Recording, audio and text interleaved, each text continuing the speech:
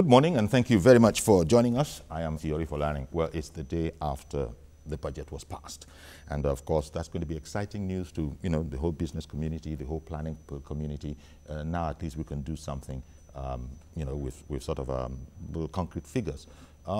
It's late though, and in order to put us into perspective, we'll just take a report that we put out yesterday. But before then, let me tell you my guests this morning who are going to help us look at it. We've got Mukhtar Mohammed, stockbroker and economist. As always, thank you very much for coming on. It's a pleasure being here, sir. Indeed. And then we have also Otumba, scratch Otumba.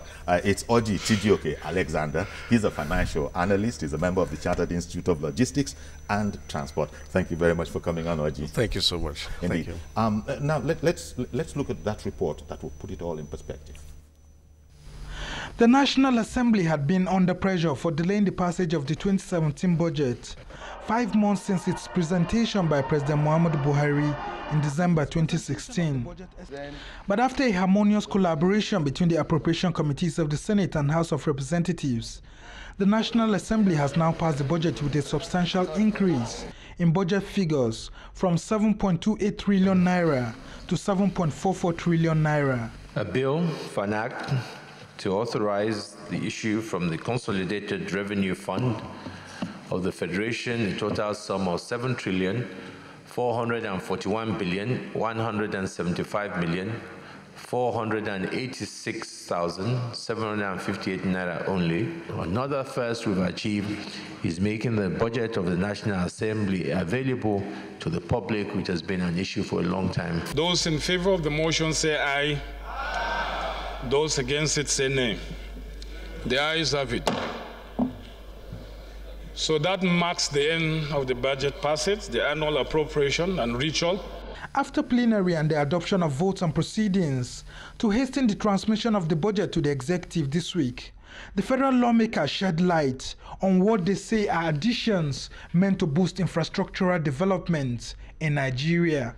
We try to bring in and apply some additional funds or fresh funds into some projects that were initially submitted by the executive. Although the federal government has made a submission of 65 billion naira, we make an additional provision of 10 billion naira to amnesty program, the federal government amnesty program, so as to ensure peace and stability in Niger Delta. 25 billion was added to roads. The federal lawmakers later released a breakdown of the National Assembly's 125 billion naira in the 2017 budget. The budget increment is meant to target several transportation initiatives in Nigeria so as to boost economic activities. Take, for example, the second runway in Abuja, which is allocated 10 billion naira. Also, the Takpe to Alaja rail line also got 10 billion naira, alongside the Barrow Inland Water Port, which got 5 billion naira. They said if all of these take off, Nigeria's economic activities will witness a boost, thereby creating more jobs. Somna Sambu, TVC News, Abuja. Okay, so that's the report there. Pretty comprehensive, I think, even if I say so myself, of the report that we put out yesterday. If I were to start with you, Mukhtar, fresh funds injected into this budget, that immediately jumps out at you. What do you think? Is that going to create a hiccup, or it's been rationalized? But still, the preserver of the executive is the preserver of the executive. The preserver of the legislator is the preserver of the legislator. Well, I think with the introduction of the fresh fund, and I looked at the project they were introducing this fresh fund to, it calls for praise for them, because initially when we see fresh fund introduced in recurrent expenditure. I mean, but this time we are seeing fresh fund introduced into capital expenditure that will make meaning to the ordinary man, that will create job for the ordinary man, that will put food on the table for the ordinary man. If you look at the railway construction from Buhari to Delta to FCT, it's a marvelous project. You look at the abandoned project that they are about to embark upon from that that they added this money to, for some abandoned project that are abandoned, and then you see they say they want to upgrade the Abeokuta airport also to make it also to serve as another way to discongest the Lagos airport sometime. And you know, we have challenge when you have weather issues in Lagos. The plane even when they're in Lagos, they have to go back to Abuja to land. So that would create another avenue whereby you could do emergency landing, and sometimes some people could just decide to land in Abeokuta and transact their business, mostly with the construction of the Lagos-Ibadan expressway that will free up traffic in that area. So you see that's a good pointer. You look at the amnesty program, addition of 10 billion to the amnesty program. It's a laudable achievement because for a while now we've had peace in the Niger Delta, and we need to continue to have those peace so that we'll be able to implement this budget. When you look at the addition that they have made, I think it's for the first time, I think it's commendable. Something we'll commend. And then if you look at the addition is made from the oil benchmark, which was supposed to be $42.50 by the executive. They raised it to $44.50. So there's an agreement of $2, and each of these $2 have been put into project. The only challenge I have with the increment is the 2.5 billion that was put for the economic recovery and growth plan. I want to know. I will need details on ERP thing, right? Yes, we will need details what this 2.5 billion is going to do there, because this is a project that has been embarked. Some of these projects are caught in the budget itself for the growth of the economy. So what is the 2.5 billion going to be used for? I think when the breakdown comes, that's my only issue I see with the increments. Oji, you, as you know, if you follow in that line of thinking, they've rationalized it. And as Mukhtar said, a lot of it commendable. Do you then expect, and that remains to be seen, that, look, they've been helping the executive out, as it were, because it's the executive that does the, draws up the budget and then passes it for, assent. Of course, consideration and assent. You can amend, but doing what they've done, as commendable as it is this the kind of thing that goes on elsewhere, and do you expect the President to assent to it, I beg your pardon? Well, thank you very much. I think, first of all, I need to also commend the efforts of the National Assembly in the passage of the bill, even though it's coming a bit late. We shouldn't be having 6-month delays in the budget passing for a year. But however, I think some of the adjustments that they have made have come up with certain defenses of areas where this fund should actually be used for. However, we should also look at the fact that it's not about cutting costs. It's about managing costs effectively. And we should also look at the implementation stage, not just putting figures to book and then putting up some beautiful write-ups to suit it. It's actually going to the field and ensuring that these things actually come to light. Take for instance, the projection that they raised by $2, the benchmark for oil that they raised by $2, from which a large part of all of this is coming from. It seems logical enough to ordinary people walking the street, but one wonders how the executive is going to react to that, because they would have arrived at the figures that they had after copious studies, and it still goes back to part of, can this be taken in good faith, or might there be objection based on, everybody just stay within their own lane, so to speak? Well, the thing is, the adjustment is two-way thing. It could be for, and it could be against it, because as you've seen, the international oil prices haven't been steady, and then the likelihood that it may still drop below that, I think the executives have actually taken that into cognizance before making that projection. So if you're looking at shooting that up figure, maybe you should have also done your own further studies and look at how the market is actually trending now. And that is one factor that can also affect this budget. So I think the National Assembly should have perhaps looked at that a lot greatly more than they have now, because you see it fluctuating, slightly. It was a bit above $54, now it's slumming down again. There are still factors that can actually aid it being comfortable at that same price they have set now. But however, we'll just look at and see how that flows with time. When you look at power, housing, works, and that understandably perhaps got the largest allocation of the budget, Mukhtar. Well, that's one thing, but what do you think of the subdivisions of it, and whether this can, you know, whether this goes in tune with the projections that they had in the ministries and that the president would have endorsed before sending over to the National Assembly. Okay, just to add up to what he said, sure. Not defending the National Assembly here. Remember when the executive brought this oil benchmark, it was I mean, they thought that oil price will hover between $46 and $45. So they tagged it at 42.50 cents. Then the other cent will go into the SS crude account or the sovereign wealth account.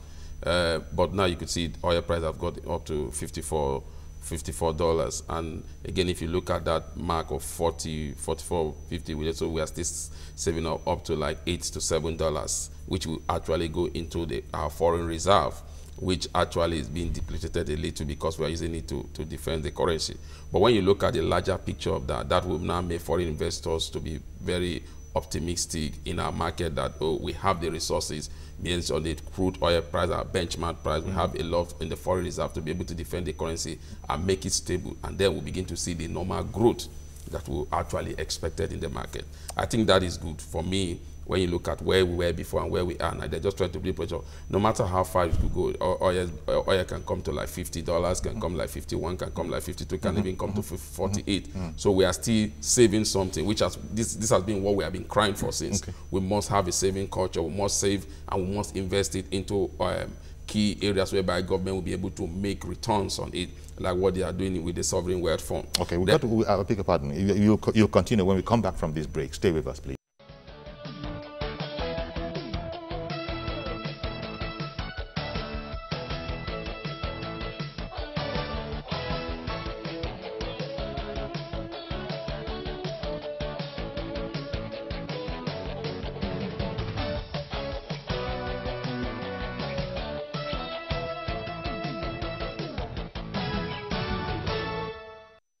Okay, welcome back. We're looking at, taking a preliminary look at the budget as passed, the 2017 budget. In the following days, maybe even throughout today, people are going to get a chance to look at it in more detail and come up with, their impressions on it. But, Oji, let me come to you. Power Housing Works, the Buhari estimate was 529 billion naira. The National Assembly says, hey, let me put 24 billion more on it for you. And they said that we're passing 553. Interesting. This probably, how is that going to help? Is this a panacea now? Now that they've said take 24 billion more, can we say the problems are beginning to be over with our power? Well, one thing we should, first of all, begin to look at those areas. These are the nerve centers. Infrastructure is one key area. We know that these governments, if it must succeed, must be able to tackle effectively. And then we've also identified that power, eliminates darkness. And if we want light to shine in Nigeria, we must eliminate darkness. You're waxing poetic, but I understand you. And it's one sure way to liberate a lot of businesses. It's also one sure way to liberate the country itself, because we feel the country has been held in dark regions. Yes. But that area is almost a bottomless pit in terms of what we've been throwing at it, and there's that concern. Yeah, I think Senator Goje did mention something yesterday at the passage of the bill. He said it's about time that they also go out and ensure that these things are implemented, because it's about the implementations that we should also be looking at, and then looking at the budget performances itself, how well and how far it has fared. Okay, let me take this point to Mukhtar. That key ministry, in fact, it's been called a super ministry. What do you think? I'm not impressed because of, especially in the power, in the housing area. Maybe when we see them telling us details how much they're putting into housing, then I will be a little bit impressed. Remember, this is a government that said very soon they are going to actually privatize the generation, which is only the aspect that government is handling at the moment. Let me come back to you, and please hold your thoughts so you continue your analysis, because Mr. George has called in from Ikeja. Good morning, Mr. George. Good morning, Uncle Yori. Thank you for calling in. Good morning to the guests as well. Good morning. Uncle Yori, the rituals of budget is not as important to me as the implementation. Yesterday, the Minister of Finance said that so far she has released 1.2 trillion naira out of, for capital projects of last year's budget. I, as a person, I want to see what project was that money spent for. There was a big controversy in last year's budget about the Lagos Calabar Rail project. How much of it has been achieved in the budget that we are no longer talking about now? Mm-hmm. It would appear as if budget is just made for the elite. We want to see what has been done with the one that was provided last year. I haven't seen it. And then also, you see, there was a big problem when this government came in with what the previous government did with the, sovereign wealth fund, the crude account where surpluses of oil money is deposited. They exhausted it. Now, there is supposed to be a fluctuation bracket of about $10. Yesterday, oil was selling for $48, and you're putting it at $45. What do we forbid saving, and what is the guarantee that the fluctuation will remain within $1 or $2? Even if it is so, can't we save at all? Mm-hmm. These are my concerns. I think we need to review some of these things. Okay. Thank you. Thank you very much for calling in. And Mukhtar, back to you. It's just as well. Yes. You were talking, and so maybe you can carry some of those comments along. Yes. Let me address one. He said at $48 per barrel yesterday, and even with that, like I said, we are still making about $3-something. We need to spend our way out of recession. And that is what the government is looking at in the budget. So I'm sure that's what the National Assembly too is looking at. It's not just saving, just keeping it there. And people will tell you that, why do you save money when we are hungry? So they are still doing a little bit of savings. I think oil price will hover between that 48, like I said initially, to 50, 53, 54. So we'll still be doing a little of savings. We won't get that kind of aggressive savings that we thought previous government should have done when the price of crude oil have gone very high. And we expect that before the end of this year, crude oil could be selling as high as $60. So we are still on the good side. And remember, our reserve of these days is becoming more buoyant to defend our currency. And sometimes I ask myself, what are we even really doing in the reserve? In the reserve, we are using it to substitute the rich because we are using it to defend our currency. And who really have access to this currency is the rich. Yeah. So, and there's a phrase you used in there that I'd like to be able to return to sometime later about we need to spend our way out of recession. Yeah. And one can understand that. Mazi Okorafor, good morning, sir. Good morning, sir. Good morning, our guests in the studio. Good morning. That we have seen thank God that the National Assembly has passed the budget. Now the budget has been passed. Hello? We can hear you. Yes. Now the budget has been passed. Now, is there any hope for the common man? Because I don't know when this budget will be signed. Because we have seen it that has been passed. Now, Mr. Yori, I want to find out from our guests in the studio. Sure. Now, I have a paper there where they said 7 billion on cash for the Senate and House of Reps. Now, if they are budgeting 7 billion, what do we have for education as a budget? Because I have seen that in Malaysia, the budget for research is, the budget we have for education is not up to a budget they have in Malaysia for research work. Now, if we are budgeting this 7 billion for ordinary cash, and we say that our honorable members that they don't have cash right from their own houses before coming to that place, because the accepting budget you see, is there any hope for a poor man in this country for this very budget? Or it's just a paperwork? Thank you very much. Have a blessed day in Lagos. Thank you, Comrade Mazi Okorafor. Oji, we'll not hear from you in a while. I'm aware that I came away from Mukhtar. I'll come back to you, but how would you react to Mazi Okorafor there? We Nigerians know what is actually going on there. And in all earnestness, we should condemn some of the failures in the past. But however, I think the government is coming out to say, yes, you voted me into power. Give me this support so that I can be able to demonstrate that I can lead the way. And I think, like even the previous caller actually mentioned about the previous year budget, we're yet to have you know, in conclusion, these were the successes recorded within this, their budgets. But however, we should also understand that certain projects are ongoing projects, and you don't expect immediate completion of this. That's why it's not easy for a common man to see that a road that has been budgeted is not, they haven't gone to cut the tape. So for him, he only sees as a completed project when the tape is cut and then he can access it. I think because Nigerians have lost patience, they have waited for too long for so many of these basic necessities that ordinarily we shouldn't have excuses in having them. But however, I think something is coming differently.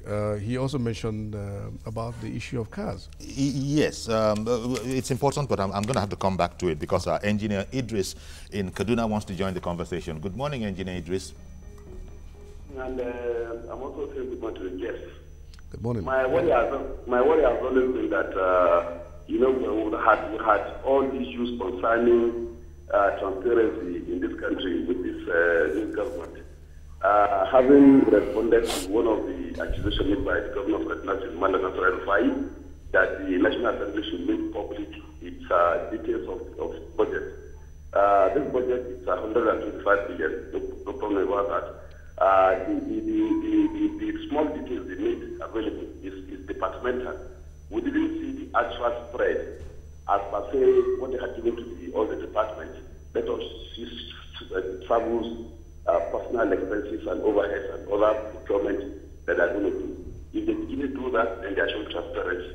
That's one. Then the other one is that if you are doing a budget of 4 trillion, it's good enough. But what has happened to the last budget? Because as at the time the budget is going to an end in 2017, they have spent, in 2016, they have spent over 1 trillion naira in the last capital so what are those areas that 1 trillion was impacted? Because in the north here, we didn't see the capital project of government going on. Apart from this thing that was done recently in this Kaduna Airport short fire, that you saw massive, you know, reactivation of the Kaduna Abuja road and then some other little works within the airport. So what are the other details that Abuja had impacted in the north? We didn't see that. And now you have another budget. So how far is this National Assembly going to do its own, you know, constitutional provision of monitoring this budget? Thank you very much, Engineer Idris, for your contribution. It borders on what Mr. George also, you know, commented upon, that we need to monitoring the budget, especially against the backdrop of what the minister said has already been released. Give us a progress report. We'll look at that when we come back. Stay with us, please.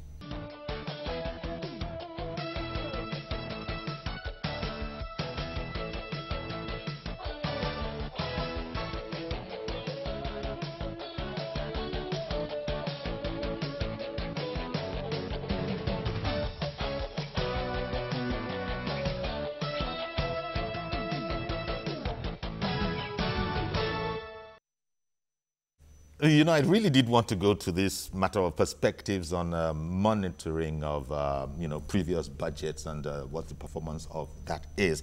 But people keep on calling in. For instance, Ishak has called in from Jos, wants to join the conversation. Good morning, sir. Good morning, Uncle Yori, and good morning to your guest. Sure. Thank you. I'm Ishak, I'm calling from Jos. Mr. Yori, even though there's a delay in the passage of this year's budget, because this budget also has been passed much earlier than now. However, I think for the first time they will have a budget close to about 7.5 trillion naira. That's the highest in the history of budget in Nigeria. We hope this budget will touch the lives of average Nigerians. However, I'm still worried because we have about 1.something trillion naira representing almost 20% of the budget for debt servicing and 120-something billion naira for 469 members of National Assembly, our legislature, spending 120-something billion naira. And capital project, nothing has changed over the years. We've been having capital votes around 25 to 30% of our budget on capital. We need to. I'm looking forward to a situation where we have capital vote about 50% to the current expenditure 50%. Then we can move forward as a nation. So that's my take. Have a wonderful day. Indeed. Thank you very much for calling in. And now let's return to this question of that two of our viewers have brought up now. No doubt some other people are also thinking of. what has been done with previously passed budget, they can't see as much as they would have thought they should be seeing. You got any perspectives on that? Yes, I'm sure most people want to see the money that's embarked on roads. They are seeing the physical road, they are seeing the work, and Nigerian razzmatazz way, the governors come to cut the cut the tape, and we are constructing the roads. I think that's what they want to see. But again, when it comes to construction, when it comes to infrastructure, it's larger than what you see. That's why sometimes these are overlap into the next budget.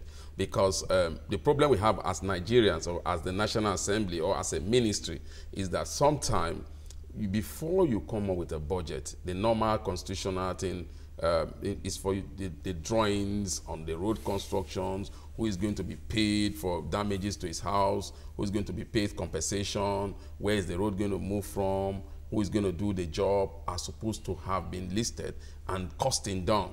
But what we have in Nigeria is tell the Ministry of whether works or housing, just look at it, oh, it will cost us 1.something trillion to do this road, 1.something billion to do this road. So just put it in the budget. It's after they approve, you begin to see bid for tender. So you don't see, because there's a lot of work that has to go with that. So before the tender board approve, and they still take it to the Federal Executive Council again for approval of work. And in the Constitution, I think this president says he wants to write that. It's not in the place of the Federal Executive Council to keep approving budget. Every Executive Council meeting, they come and tell us that they approve one budget from one place to another. This is what calls for lack of transparency, lack of integrity, because people need, sometimes they need to get their own people there to do this job. I think that is basically the challenge with the National Assembly when it comes to passage of this bill. Though, and then when you look at the other aspect, the listeners were trying to talk about debt servicing, especially debt servicing. We should be happy that we even have the resources to service our debt, and most of all these debts are going to go into the private sector, and because they are going to fund this debt through the local market, which is going to be attractive in terms of fixed income and treasury bill. And this again will galvanize the economy, because they say they will have local funding. So basically, it's still a cycle. The budget deficit is about is high, but we need to comment. And he's talked about capital project. The last time we had the budget, the capital project was about 25%, between 25 to 26%. They've upped it to 30%. And like the Senate Minority Leader said, Godwin Akpabio, he said he's believing that the next time we'll get to 45%, and the next time we'll begin to do 50% or 50% more in capital project. We need to commend them. Okay. There seems to be a little bit of transparency. Okay. Oji wanted to contribute to this, and I know. Please hold your thought, because Cyprian is in the Netherlands and wants to join the conversation. Good morning. Hello, good morning, sir. Thank you very much for calling in, sir. And a good morning to the two gentlemen in the studio. Thank you. Thank you. Go ahead, please. Hello, sir. My concern is about the budget. It's about the light issue. Every year they keep on making billions about the light. When are we going to see the light of the day for over the NEPA issue, over the light issue in Nigeria? Because like now they release about billions again for the light issue. But the people is not enjoying what they are paying for, or whatever what they are spending money for. We are not seeing the light. That's just only the little bit. So that's only what I want to say about this money, about the budget part, because every year they keep on making budget for the light issue, and over and over. And we never get the light. Budget they made last year for the light. Okay, so thank you, Cyprian. Thank you, Cyprian, for that question. Oji, let me bring that to you. Yeah. We keep on getting overtaken by urgencies. But so take a stab at this. Say, look, when we're investing as much as we have been, what do you think is going on? Because the light situation, power, situation, consumption has not improved. I know that's a totally separate and different subject in its own right, but just commenting on it because Cyprian is interested. Okay, I'm not holding brief for the Ministry of Power, but I think they're trying their best. They have come at least 1 or 2 times on the media and try to tell people the challenges. But however, we have a very big window of opportunity now, which has given Nigerians the power to blow the whistle. See something, say something. And I think Nigerians now have opportunity to actually do justice to this budget by following and ensuring that whatever has been costed actually gets to be done. Are you suggesting in there, ever so obliquely, that part of the problem might have been funds dedicated to a particular project have not actually managed to find their ways to those projects, and that is contributory to the sorry state of affairs in terms of power consumption? Yeah, I think that's one major issue. And then again, too, we've had this copy, cut and paste in the past, which has always been like a routine. You know, we spent 20 billion last year. You know, we still expect to spend 20 billion now. And I think budgeting shouldn't be about cutting costs. Okay, one moment, please, because Ebuka in Kaduna wants to join the conversation. Good morning, sir. Yeah, good morning, Uncle Yori. How are you? Thank you very much for calling in. Great, thanks. And good morning to your guests in the studio. I've missed your program, seriously. Work and craft treat. You know, each time I hear all these projects, and I watch them pass it on TV, like I saw somebody sitting during the plenary session, the man was so big that the chair could not contain him. I asked myself, what are these people this morning? This Kaduna Abuja Expressway now, because at least 3 or 4 times every month I'll pass that Kaduna Abuja road. They finished it because of the contingent plan they have to Kaduna Airport. If you pass that road now, the rains have come. The patched parts of the road are beginning to crack and cave in.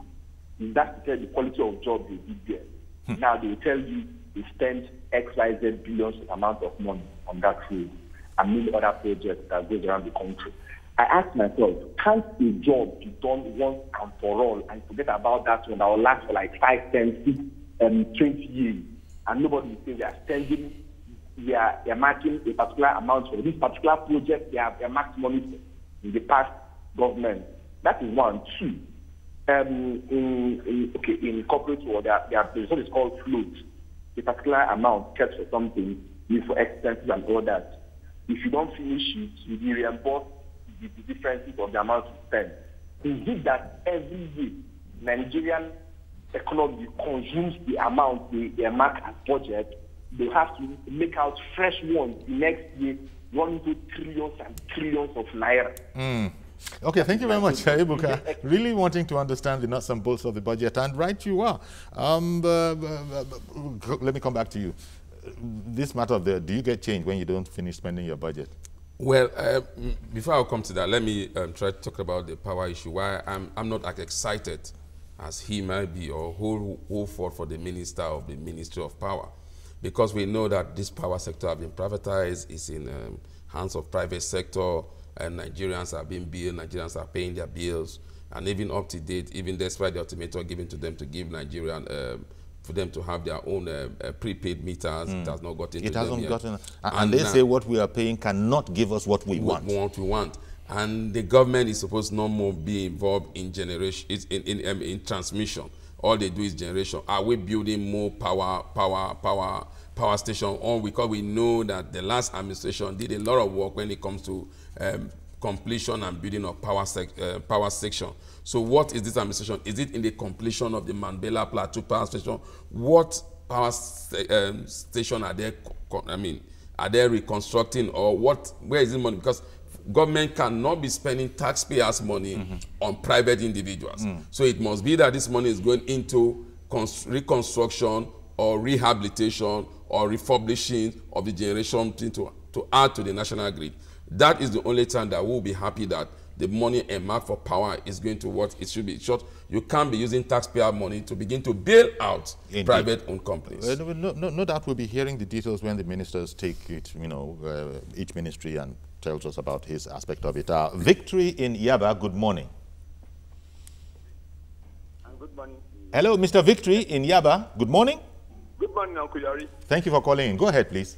Good morning to your guest in the studio. Good morning. Uncle Yori, I'm so happy that the budget has been passed. But the issue is this. The previous budget we've been having, has there anything like project report so far on the previous budget? Like most scholars have been emphasizing on the project report for the previous budget. And like Mr. Ipuka rightly said, what about the money en masse for most of these ministries? Is it that they exhaust their own money on yearly basis? That there's no leftover that will be returned back into the coffers of the Federation? Those are the questions that should be addressed. Because I remember when the former Ministry of Health, the former Minister of Health, asked the question some time back, Mrs. Grain, and he said the money that is left over is not returned back to the coffers of the Federation. That money was dead, and that was put handcuff in the hands of that woman.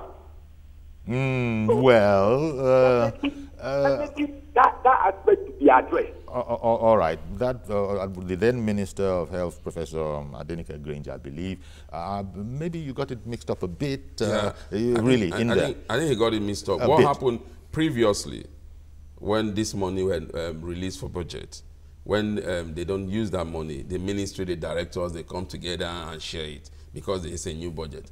But I think during the time of the late President Umar Musa Yar'Adua, he said if money that are not spent as when the new budget is passed should be returned back to the National Treasury.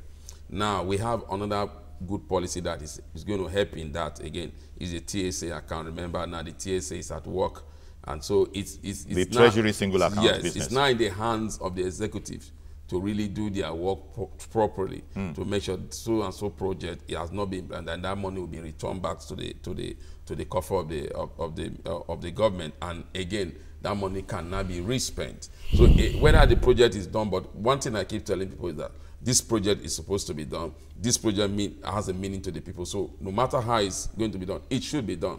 Whether you return the money back, then the money should be reapplied for, and this project being done. So for me, I think the idea that some of this money are not returned is no more true. It used to be like that, but now things have changed. Things have changed, and with the TSA, it's helping. Come back and see if Oji is on the same page with you on that. That will be after this short break. Stay with us, please.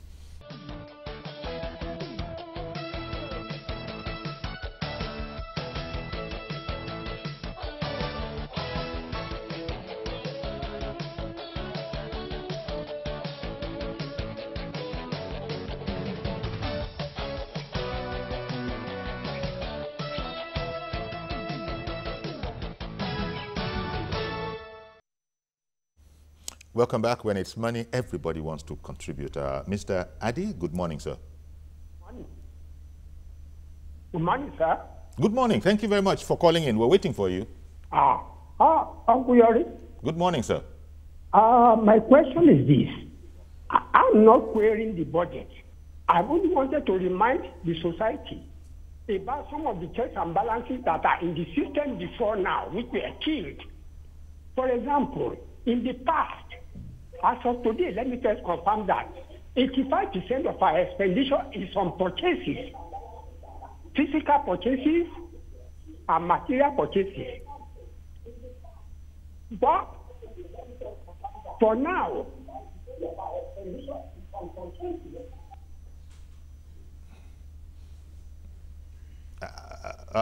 you're out. I think you wanted to remind us about some of these, understandable checks and balances, and I think you are going to end up with, there's been an infringement of some of these checks, but unfortunately you spent too much time listening to the echo, so we were taking double the time you might have taken ordinarily.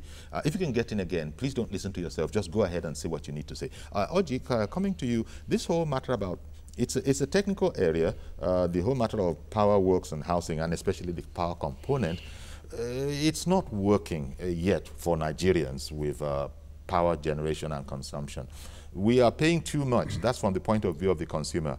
You are not paying anywhere near enough from the point of view of the discos, and if you're going to get that which we all aspire to, 24/7 uninterrupted light. Yeah, but in fairness to the discos, we should also see some of the problems that they're encountering. How many people are actually paying bills? That's another loophole. Because what you have is a situation where people enjoy light for free when it's available, that is when it comes. But again, we're looking at the chain, the supply chain. For them to meet up this demand of electricity, they need to also generate, they need to distribute, and then at the end of it all, you have your electricity in your comfort of your home. But I think another area we should also be looking at is the synergy between them and the Ministry of Power. If there is an understanding, especially has there been that synergy in the recent times, especially have they been seen eye to eye between the Ministry of Power and this is I think is an important area. I think the minister a few days ago was actually making mention of some of the conflicts they're having about some of the discos awarding contracts inflated and then also awarding contracts to their relations. And that's where the whistleblower policy also comes in again. We see something, we say it, and then we also ensure that it's followed up, so that it discourages other people from doing the same thing. Because one of the greatest challenges we've seen, especially with the power thing, is the corruption. Because from and this is linked to the monitoring that Mr. George brought up first. I think Mazi Okorafor followed up, and a lot of people are speaking about how to monitor. Yes, it's been explained that some of these projects are stride more than one administration for various reasons, but transparency, anti-corruption also factors into this whole monitoring business, doesn't it? Yeah, it does, and I think the anti-corruption agencies have not been living up to their expectations, especially with monitoring of these projects and probing into them. Because, like the caller from Kaduna actually mentioned about the express now that was just recently renovated, peeling off. First of all, there's supposed to be a retention on that project, which is supposed to be paid after 6 months. So if the contractor has not done a good job, he still has within that window to go back and redo the job. This is our public money. This is our public facilities. And are we sure that we're really keeping up? And we hope that there was actually a bidding. Because somebody called in and wanted to tell us some of the infringements. He was saying that, look, up to 85% of our budget is via purchasing, physical and otherwise. Yeah. And so how are we sure that we're really getting value for money? I understand Engineer Idris in Kaduna has called in again. Good morning again, Engineer Idris. Yeah, good morning. I had to come back again because the question I asked initially was not answered. But meanwhile, I have new development to contribute again. Okay. You realize that NEPA, especially some key aspects of NEPA, the discourse have been privatized, even though the generation is partially, sold out. But my worry is that if in the last 16 years we are still battling with between 3,000–4,000 megawatts of electricity epileptically, and we are spending that much, because from records it's apparent that Nigeria has spent close to $30 billion in the last 16–19 years. To generate electricity. I mean, 1,000 megawatts have not been added to the grid since that time.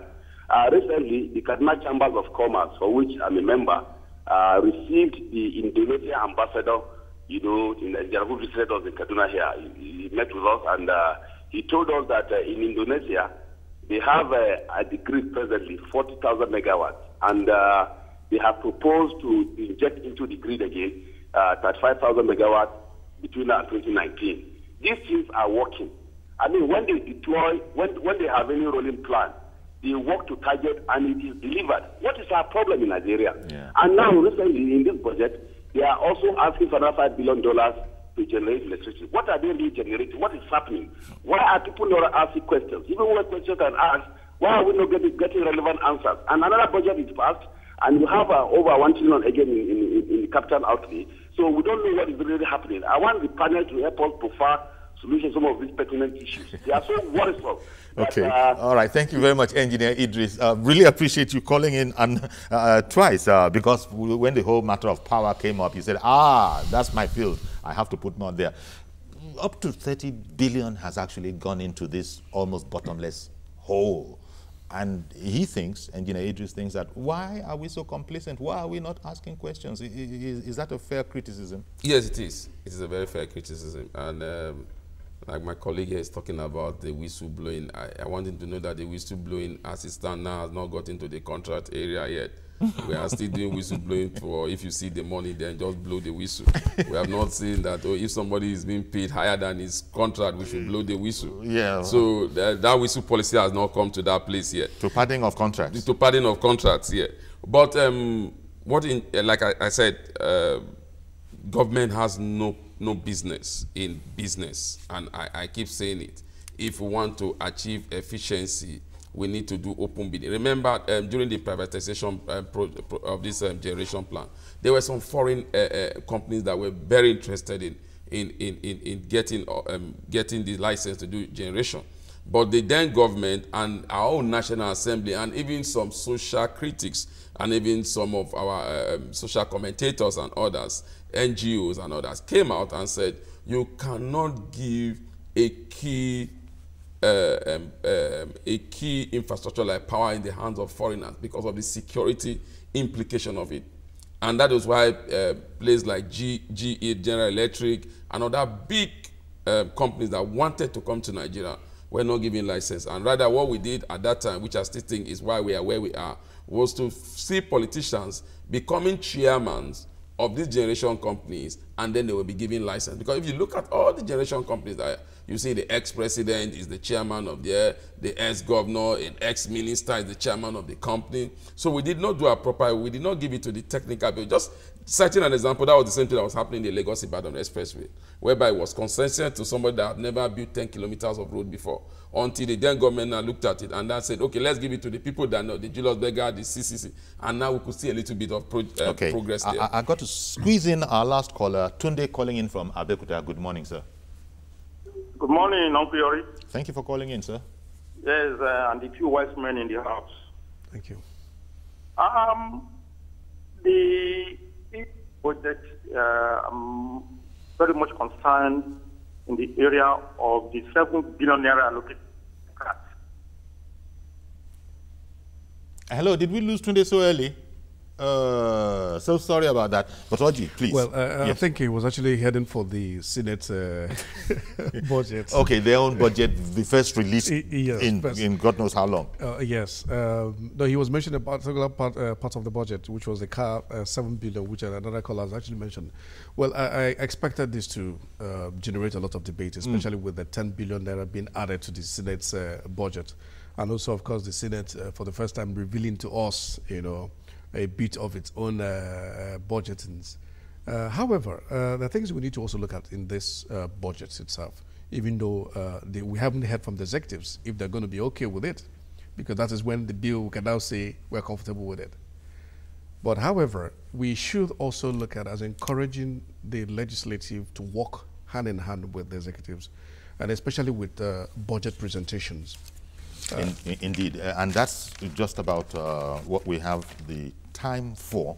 Unfortunately, we've run out of time, and when you're talking about money, you can never have enough time, because there's so many perspectives. Thank you very much, gentlemen. Thank you. Oji Chijioke, Alexander, financial analyst. Thank you so much. Very much for coming on. As always, Mukhtar Mohammed, stockbroker and economist, thank you for coming on and explaining these things to us. Thank you. What's left but for me to wish you a great weekend. I am Yori Folari. I'll see you, God willing, on Monday.